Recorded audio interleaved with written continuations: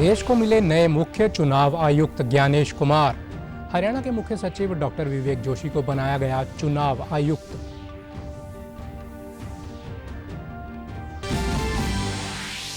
कुरुक्षेत्र विश्वविद्यालय के दीक्षांत समारोह में राज्यपाल बंडारू दत्तात्रेय व सीएम नायब सिंह सैनी सहित अन्य गणमान्यों ने की शिरकत। सीएम ने युवाओं से भारत को विकसित राष्ट्र बनाने में योगदान देने की अपील की। राजस्थान के उदयपुर में जल सुरक्षित राष्ट्र विषय पर राष्ट्रीय कॉन्फ्रेंस का हो रहा है आयोजन। प्रदेश की सिंचाई मंत्री श्रुति चौधरी ने कहा, हरियाणा जल प्रबंधन में अन्य राज्यों के लिए बना मिसाल।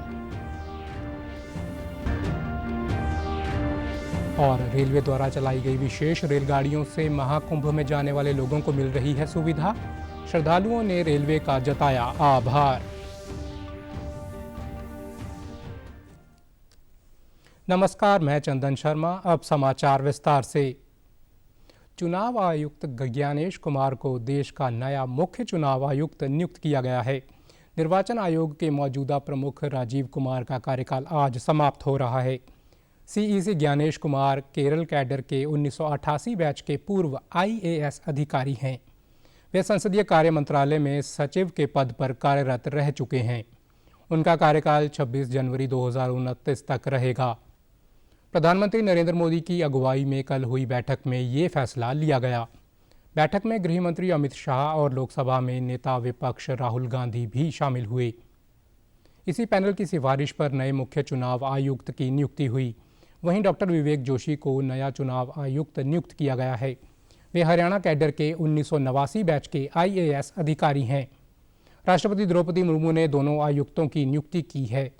दूसरे चुनाव आयुक्त सुखबीर सिंह संधू अपने पद पर बने रहेंगे। गौरतलब है कि डॉक्टर विवेक जोशी को नवंबर 2024 में हरियाणा के पूर्व सचिव TVSN प्रसाद के रिटायर होने के बाद राज्य का मुख्य सचिव नियुक्त किया गया था। उन्होंने केंद्र में डेप्यूटेशन से लौटने के बाद कार्यभार संभाला है। उनकी निर्वाचन आयोग में नियुक्ति के बाद अब हरियाणा में नए मुख्य सचिव की नियुक्ति की जाएगी। ऐसे में मुख्य सचिव की दौड़ में कई वरिष्ठ आईएएस अधिकारी हैं। कुरुक्षेत्र विश्वविद्यालय के 34वें दीक्षांत समारोह में आज मुख्यमंत्री नायब सिंह सैनी मुख्य अतिथि के रूप में शामिल हुए। राज्यपाल बंडारू दत्तात्रेय ने समारोह की अध्यक्षता की। कार्यक्रम में इसरो के पूर्व अध्यक्ष डॉक्टर S सोमनाथ और प्रदेश के शिक्षा मंत्री महिपाल ढांडा इस कार्यक्रम में विशिष्ट अतिथि के रूप में शामिल हुए। इस दौरान करीब 2000 विद्यार्थियों को उपाधियां प्रदान की गईं। इस दौरान सीएम नायब सिंह सैनी और इसरो के पूर्व अध्यक्ष डॉक्टर S सोमनाथ को डॉक्टरेट की मानद उपाधि भी प्रदान की गई। वहीं मुख्यमंत्री ने डिग्री प्राप्त करने वाले विद्यार्थियों को प्रेरित करते हुए कहा कि आपकी ये डिग्री केवल डिग्री नहीं है, आपकी मेहनत का सम्मान है।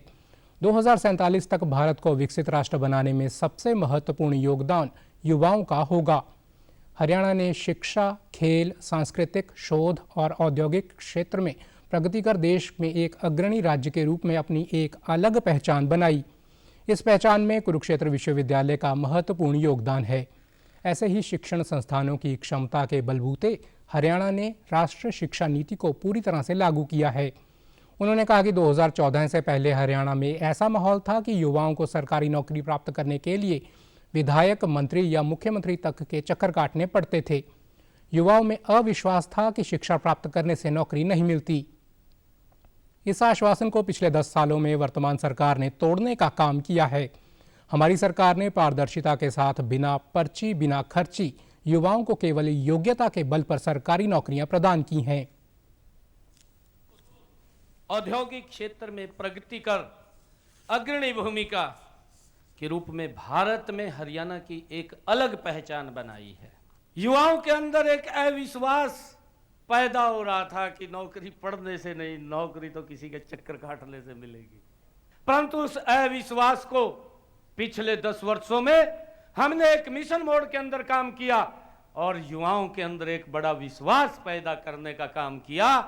बच्चे की मेहनत को फल लगना चाहिए, उसका विश्वास बढ़ना चाहिए और विश्वास इन 10 वर्षों के अंदर बढ़ा है। हमने 1,75,000 नौकरियां हरियाणा सरकार के अंदर बिना पर्ची, बिना खर्ची के हरियाणा के युवाओं को देने का काम हमारी सरकार ने किया।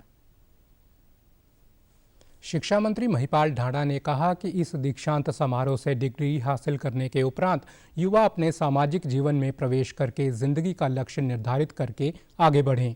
आज हमारे सामने भारत को दुनिया का सबसे ताकतवर देश बनाने की चुनौती है और इस चुनौती से निपटने के लिए युवाओं को संकल्प लेना होगा और संकल्प को सिद्धि तक पहुंचाना होगा। इस देश की समृद्धि को, देश को खुशहाल बनाने की, समृद्धि लेके आने की, भारत को दुनिया का सबसे ताकतवर देश बनाने की, इन सब चुनौतियों के साथ आप जब अगला कदम अपने जीवन का रखोगे तो आपका वो कदम संकल्प के साथ उठना चाहिए। वहीं इस दौरान कार्यक्रम में मौजूद इसरो के पूर्व अध्यक्ष एस सोमनाथ ने डिग्रियां प्राप्त करने वाले विद्यार्थियों को शुभकामनाएं देते हुए कहा कि भारत ने चंद्रमा के दक्षिण ध्रुव पर लैंडिंग करके इतिहास रचा है। उन्होंने युवाओं से स्पेस क्षेत्र में बढ़ चढ़कर भाग लेने का आह्वान करते हुए कहा कि भारत ने आज स्पेस के क्षेत्र में नई पहचान बना ली है।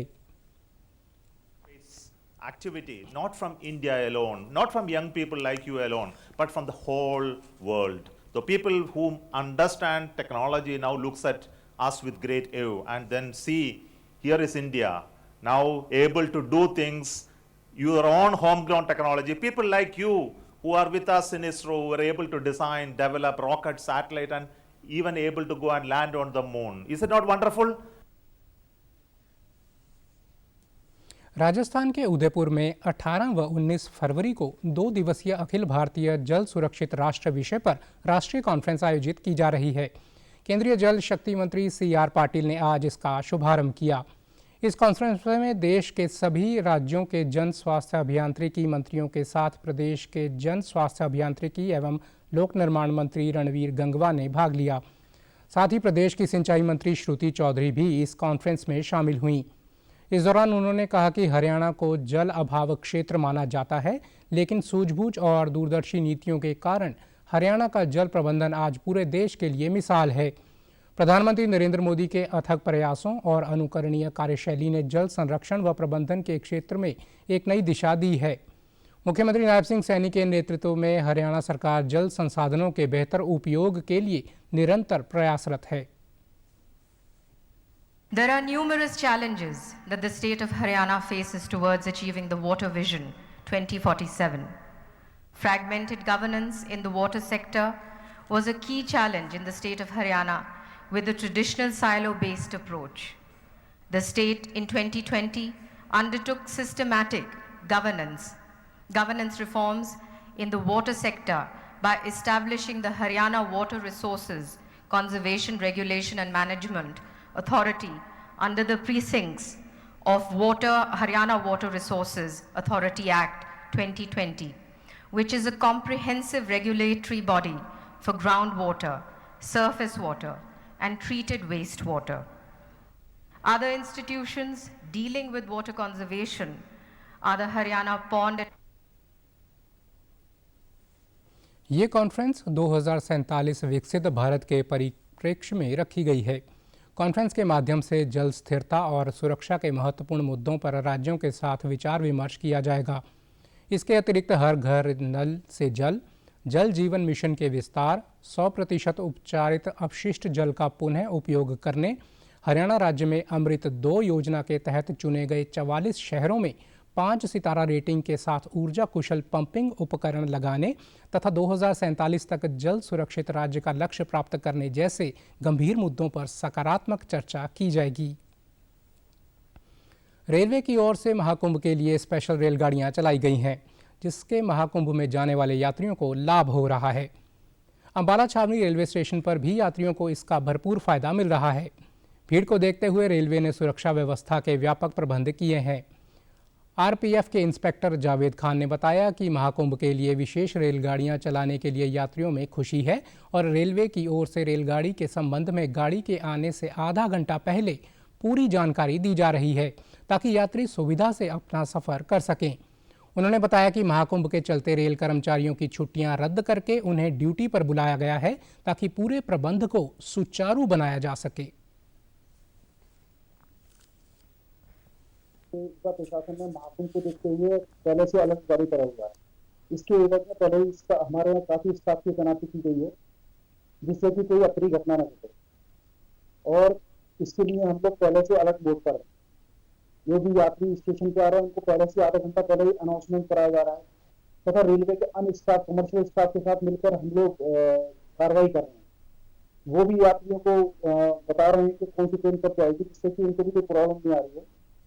इसके लिए हमने स्टेशन पर सहायता बूथ भी लगाया है, जिससे कि यात्री उनसे पूछताछ करने के बाद आसानी से अपना सफर कर सकें। यात्रियों ने महाकुंभ के लिए खास रेलगाड़ियां चलाने के लिए रेलवे का आभार जताया है। उन्होंने कहा कि इन रेलगाड़ियों की वजह से उन्हें स्नान और धार्मिक अनुष्ठान के लिए समय पर पहुंचने में सुविधा मिल रही है। श्रद्धालुओं में महाकुंभ के लिए उत्साह को देखते हुए रेलवे के इस प्रयास के चलते लोग आराम से अपना सफर तय कर रहे हैं और रेलवे की सराहना हो रही है। इंडिया से आए हैं, हाँ जी, प्रयागराज जा रहे हैं। बढ़िया लग रहा है सर फिलहाल तो, बाकी अभी आगे जाके पता लगेगा। अच्छी बात है सर, बहुत बढ़िया है, नहीं तो बहुत औखा होता जाने के लिए, क्योंकि बसेस में इतना सफर नहीं होता। ट्रेन में सभी बंदा, गरीब से गरीब बंदा भी सफर कर सकता है। हम देख रहे हैं कि इसका बहुत ही फायदा लोगों को मिला, क्योंकि अमूमन ट्रेन कोई भी नहीं थी जाने के लिए प्रयागराज के लिए, और सीधी तो थी नहीं जम्मू से कोई भी, लेकिन ये डायरेक्ट ट्रेन सीधी जम्मू के लिए, जम्मू से प्रयागराज जा रही है। स्पेशल इसके लिए आप गवर्नमेंट का भी थैंक यू। और जम्मू से हम प्रयागराज जाएंगे, वहाँ पे स्नान करके वापस आएंगे, और ये सबसे बड़ा महाकुंभ है, ये अच्छा है। स्पेशल ट्रेनें चलाई हैं, किसी को दिक्कत होती है आने में, किसी को टिकट नहीं मिलती, और ये जो अभी स्पेशल कुंभ जो चलाया है, स्पेशल कटरा की स्पेशल कुंभ चलाई है ट्रेन, जो ये तो बड़ा अच्छा किया है गवर्नमेंट ने। हरियाणा सरकार ने निष्पक्ष और पारदर्शी तरीके से विशेष काडर के सरकारी कर्मचारियों की विभिन्न स्थानों पर तर्क संगत तैनाती सुनिश्चित करने के लिए एक मॉडल ऑनलाइन स्थानांतरण नीति 2025 का मसौदा तैयार किया है। नीति का उद्देश्य कर्मचारियों में जॉब संतुष्टि को अधिकतम करना और विभागों की कार्यप्रणाली में सुधार करना है। इस संबंध में नीति का मसौदा भी प्रदेश सरकार की वेबसाइट csharyana.gov.in पर अपलोड किया गया है। सभी प्रशासनिक सचिवों, विभागाध्यक्षों, विभागों और संगठनों के कर्मचारियों से अनुरोध किया गया है कि वे नई नीति पर अपने विचार या सुझाव निर्धारित प्रारूप में भेजें। विचार या सुझाव जर्नल सर्विसेज 0001@gmail.com पर या मानव संसाधन विभाग में 28 फरवरी 2025 तक या उससे पहले भेजे जा सकते हैं। प्रदेश के खेल और कानून राज्य मंत्री गौरव गौतम ने आज पलवल के जिला सचिवालय में जिला इंडस्ट्रीज एसोसिएशन के साथ बैठक की। इस दौरान जल प्रबंधन, सीवरेज और ड्रेन को लेकर विस्तृत चर्चा की गई। गौरव गौतम ने अधिकारियों को निर्देश दिए कि इंडस्ट्रियल क्षेत्र पलवल और पृथला क्षेत्र की जर्जर सभी सड़कों पर पैच वर्क कर मोटरेबल किया जाए। सड़कों पर गंदे पानी की निकासी की उचित व्यवस्था की जाए। उन्होंने कहा कि औद्योगिक इकाइयों को पर्याप्त मात्रा में बिजली की आपूर्ति की जाएगी। सभी औद्योगिक इकाइयां CSR योजना के तहत पलवल शहर को साफ और सुंदर बनाने में अपना सहयोग करें। पलवल शहर सुंदर होगा तो यहाँ नई औद्योगिक इकाइयां स्थापित होंगी। नए उद्योग लगने से प्रदेश की अर्थव्यवस्था मजबूत होगी। उन्होंने कहा कि कनेक्टिविटी के लिहाज से आने वाले दिनों में पलवल ज़िला देश के हर राज्य से जुड़ेगा। इसके बाद पलवल ज़िला औद्योगिक व व्यावसायिक मामलों में देश के अग्रणी ज़िलों में शुमार होगा। इससे यहाँ क्षेत्र का चहुमुखी विकास संभव हो पाएगा। वहीं युवाओं के रोजगार की अपार संभावनाएं बनेंगी। के साथ उनके CSR के साथ हम किस प्रकार से यहाँ के पार्कों को, चौराहों को और सड़कों को डेवलप कर सकते हैं, उस पर चर्चा करिए। उसके सकारात्मक रिजल्ट कुछ दिन बाद आपको निकलते हुए दिखाई देंगे। अगले 15 दिन में पलवल के अंदर तिरंगा लाइट लगी हुई दिखाई देंगे। जो उन्होंने समस्या रखी है सामने, अधिकारियों के सामने उनके डेडलाइन तय कराइए वो कब तक होंगे, और जो मुख्यमंत्री जी के स्तर का काम है वो मुख्यमंत्री जी से बात करके हम उसको जरूर सॉर्ट आउट और जल्दी करेंगे। और आने वाले जाम मुक्त हो उसके लिए भी हमने KGP KMP जो कनेक्टिविटी थी वो ओपन कर दी है। अब मुझे लगता है कि जो अलीगढ़ जाने वाला वाहन था वो सब अब पलवल के रिंग रोड बाहर से होकर निकल जाए। साइबर अपराध के बढ़ते दौर में अब पढ़े लिखे व्यक्ति भी इसका शिकार होने से बच नहीं पाते। ऐसा ही एक मामला भिवानी निवासी एक वकील के साथ हुआ, जब उन्हें डिजिटल अरेस्ट कर 16 लाख रुपए की ठगी की गई। धोखाधड़ी करने वाले ने अपने आप को अंधेरी पुलिस स्टेशन का अधिकारी बताया और मनी लॉन्ड्रिंग का भय दिखाकर भिवानी के एडवोकेट मामन चंद शर्मा को डिजिटल अरेस्ट करके उनके खातों से 3 अलग अलग खातों में 16 लाख रुपए डलवा लिए। बीते 13 फरवरी को पीड़ित ने भिवानी की साइबर अपराध शाखा में रिपोर्ट दर्ज करवाई, जिसके बाद टीम ने मनी ट्रेल पर काम करते हुए 4 लोगों को गिरफ्तार किया। सब इंस्पेक्टर विकास ने बताया कि गिरफ्तार हुए लोगों में से 6 मोबाइल फ़ोन तथा 1,52,000 रुपये नकद बरामद किए हैं।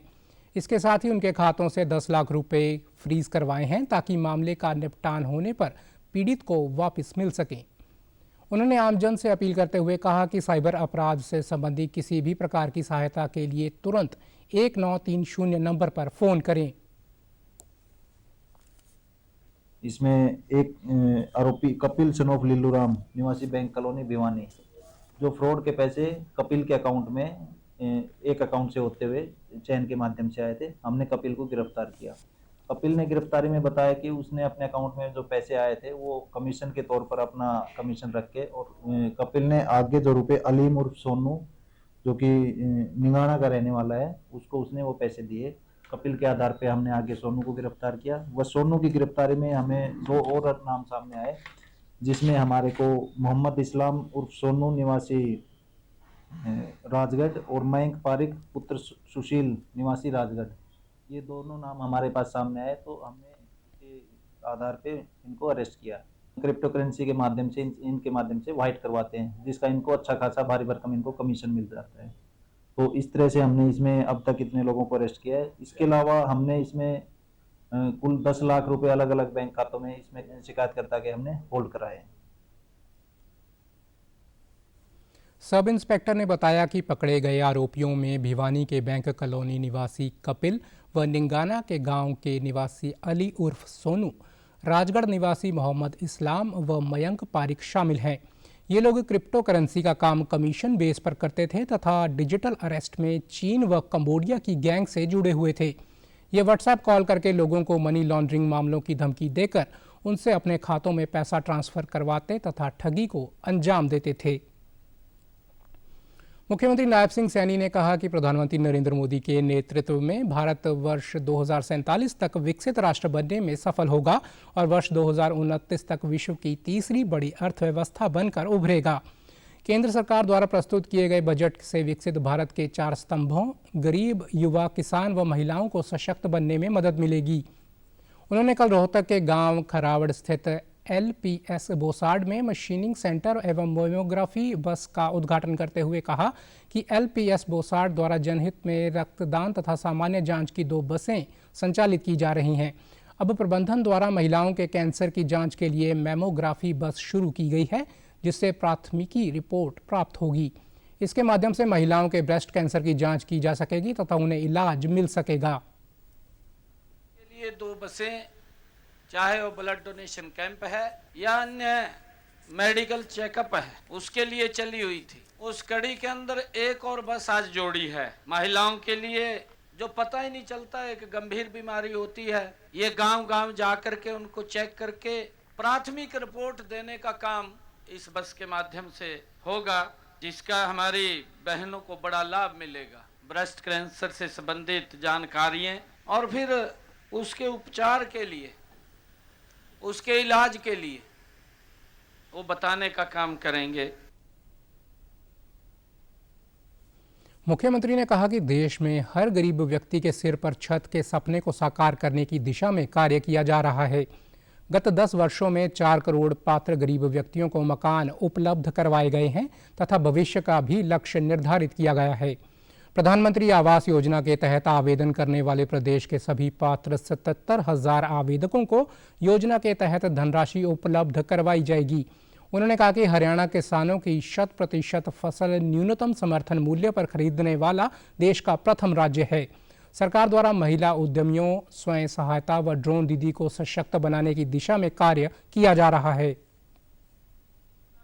70,000 एप्लीकेशनें ऐसी थी जो वेरीफाइड होकर के जिनके खाते के अंदर प्रधानमंत्री आवास योजना के तहत पैसा जाना था, और हमने 77 के 77,000 एप्लीकेशनों के उनके खाते के अंदर पैसा डालने का निर्णय इस बजट से पहले ले लिया। हरियाणा के अंदर अगर आप लोग देखेंगे, ये देश का पहला ऐसा राज्य है जिसने अपने हरियाणा के किसानों के लिए ये बात कही है कि आपकी 100% फसल एमएसपी के ऊपर खरीदने का काम हमारी सरकार करेगी।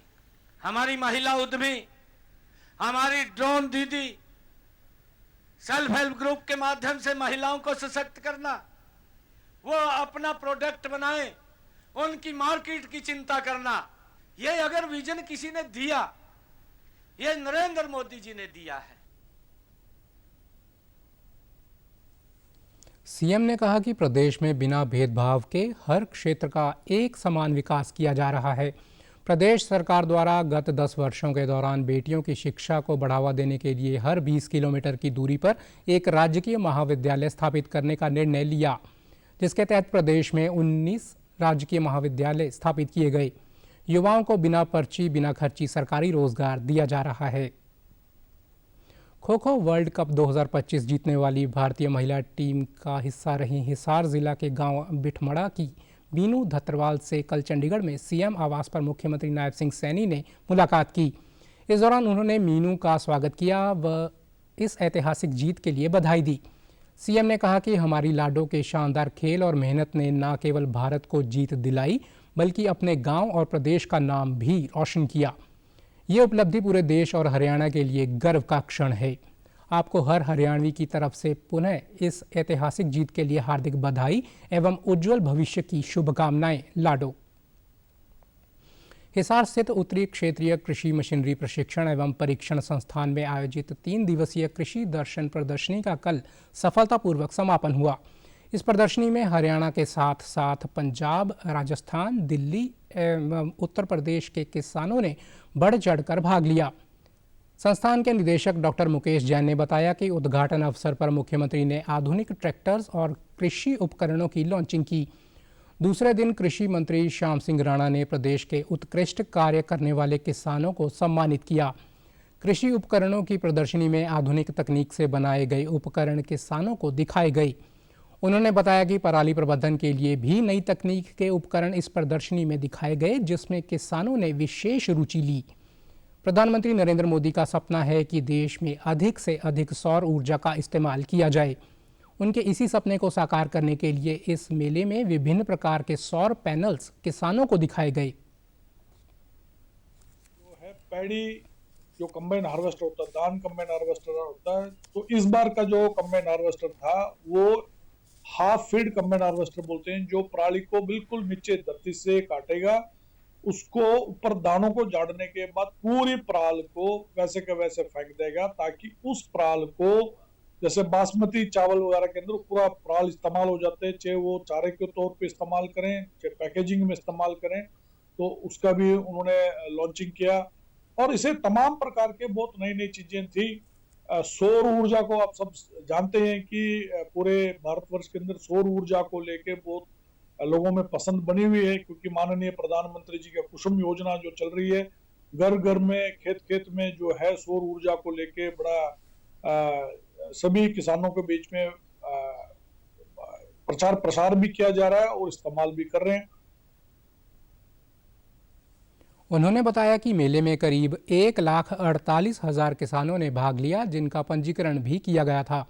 मेले में आने वाले किसानों के लिए ड्रॉ भी निकाला गया, जिसमें रोटावेटर जैसे कृषि उपकरण वितरित किए गए। उन्होंने कहा कि इस प्रदर्शनी में किसानों को पशुपालन, जैविक खेती व पारंपरिक खेती से संबंधित जानकारियां भी दी गईं।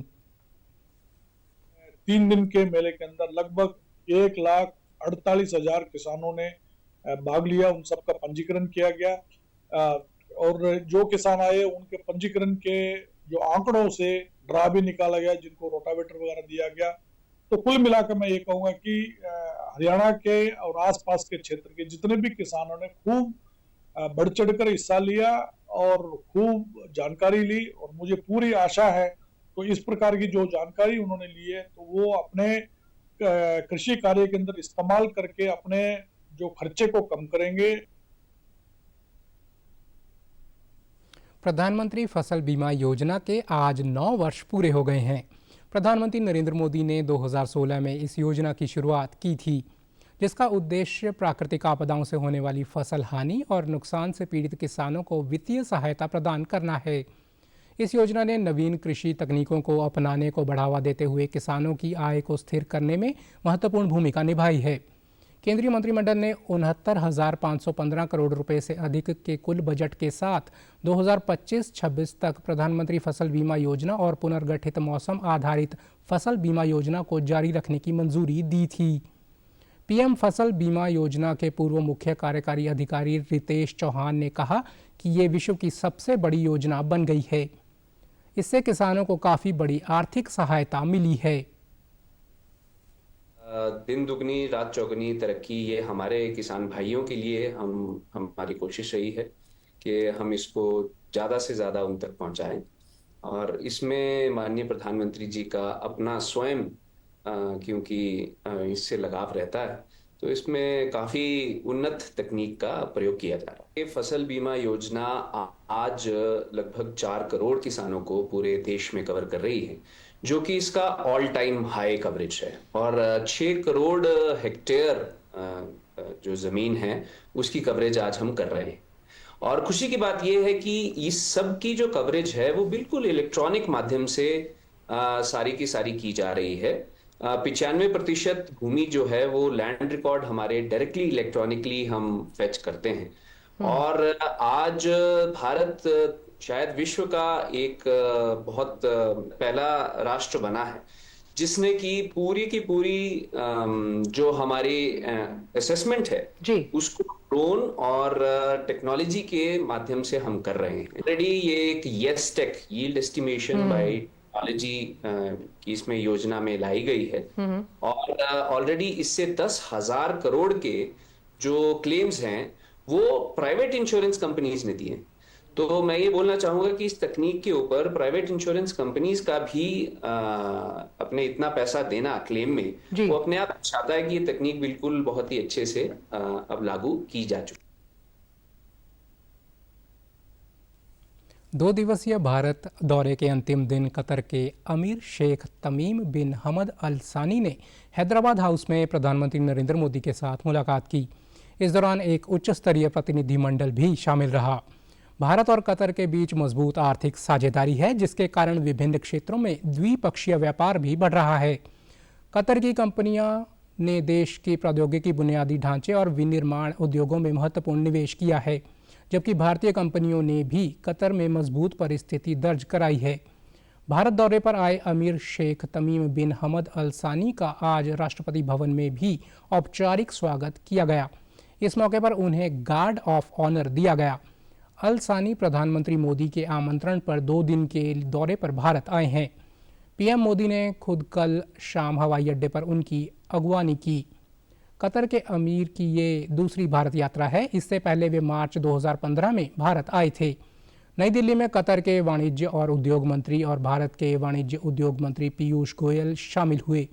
दोनों नेताओं की उपस्थिति में भारत और कतर के बीच 2 समझौता ज्ञापनों पर हस्ताक्षर किए गए। एक समझौता CII और कतरी बिजनेसमैन एसोसिएशन के बीच हुआ और दूसरा समझौता इन्वेस्ट इंडिया और इन्वेस्ट कतर के बीच हुआ। इस दौरान वाणिज्य उद्योग मंत्री पीयूष गोयल ने भारत में ईज ऑफ डूइंग बिजनेस, गुणवत्ता पर जोर पर बात की। वहीं कतर के वाणिज्य और उद्योग मंत्री ने भारत को 2024 में कतर का तीसरा सबसे बड़ा व्यापारिक साझेदार बताया। At the airport, and I have not seen that happen too many times. And truly, that said it all. That reflected the growing trust and brotherhood between the two countries. We are now looking at a new future where we will transition from energy being the bulwark of our trade to new age technologies, whether it's artificial intelligence, whether it's the Internet of Things, quantum computing, semiconductors. Our trade partnership has flourished. India became Qatar's 3rd largest trading partner in 2024, and our trade volume surged by 51% in just 4 years. reaching $13.1 billion. These are not just numbers, they are evidence of trust. They are the foundation for something even greater. We invite India's investors and entrepreneurs to explore the full potential of Qatar's economy in infrastructure, technology, and beyond.